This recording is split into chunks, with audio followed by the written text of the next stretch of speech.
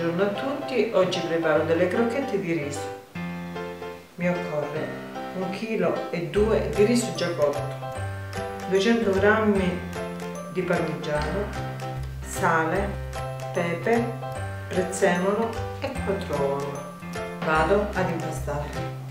Mettiamo il pepe quanto basta.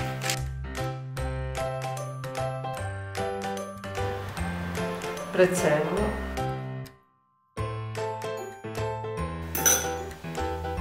sale, il parmigiano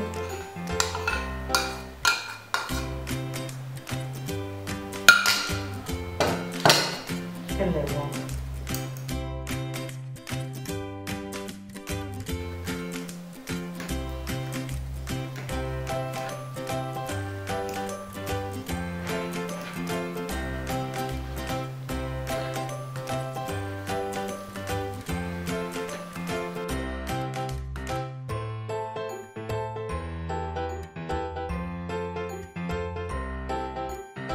Dopo averli impastati, preparo le crocchette. Inizio bagnandomi le mani.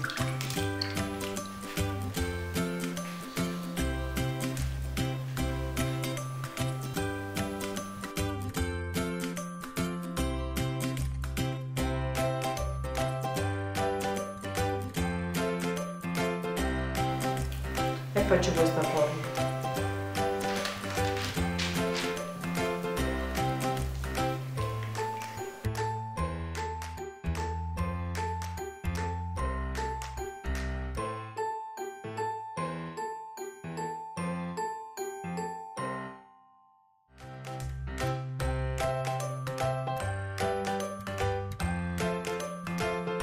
Chiaramente ho cotto 500 g di riso e poi è diventato 1,2 kg.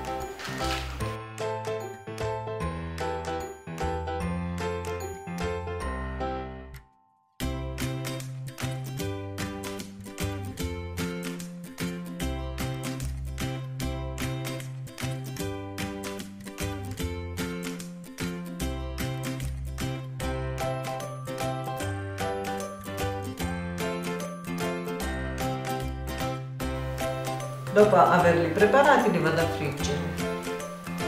Li metto in olio d'arachidi.